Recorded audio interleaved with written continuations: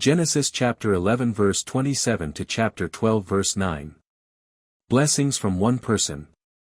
The sixth Toldot begins with, the descendants of Terah, as follows, Genesis chapter 11 verse 27 to chapter 25 verse 11.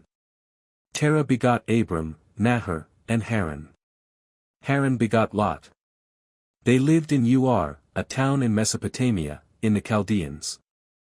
The Lord said to Abram, Go from your country, your people and your father's household to the land I will show you, Genesis chapter 12 verse 1. God chose Abram to be the father of faith.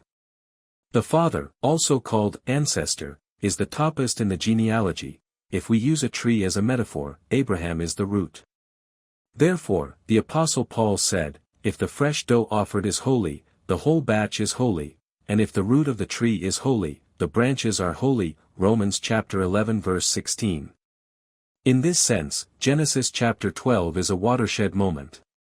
Before this, God was the God of all mankind. From then on, God was called the God of Abraham, the God of Isaac, and the God of Jacob. When Noah's descendants built the Tower of Babel, God did not destroy them as he judged them with the flood, but instead scattered them throughout the earth, Genesis chapter 11 verse 9. Afterward, God chose Abram.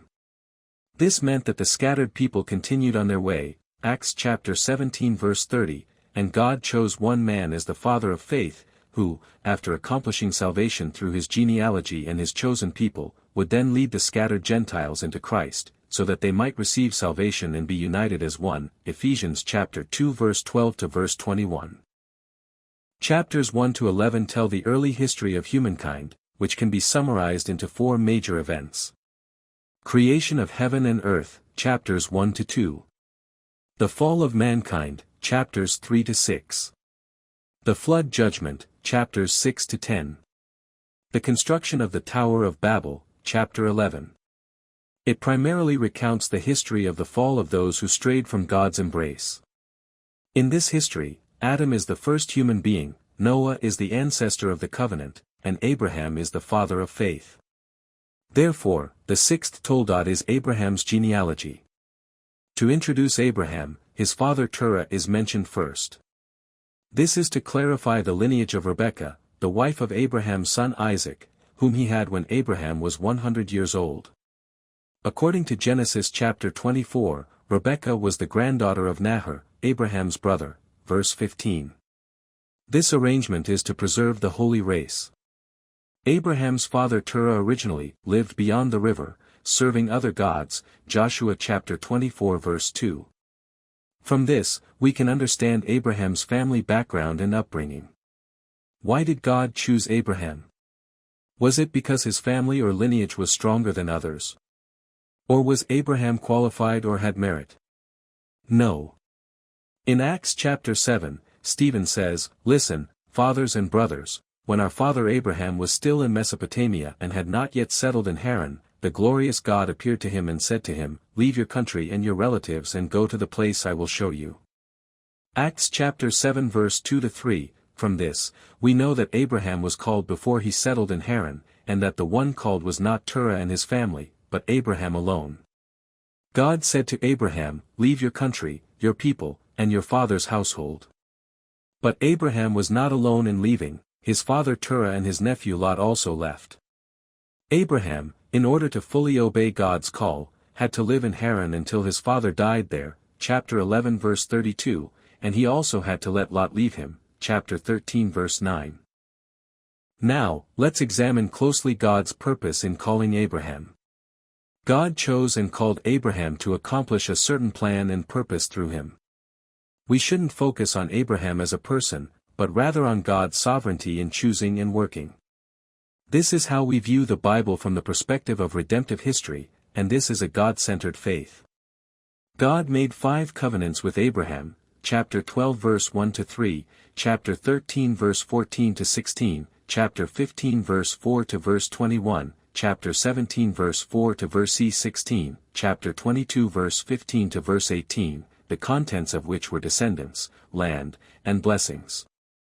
God promised him, regarding descendants, Your offspring will be as numerous as the dust of the earth, chapter 13 verse 16, as countless as the stars in the sky, chapter 15 verse 5, chapter 22 verse 17, regarding land, I will give this land, the land of Canaan, to your offspring, chapter 12 verse 7, regarding blessings, you will also be a blessing to others, you will be a source of blessing.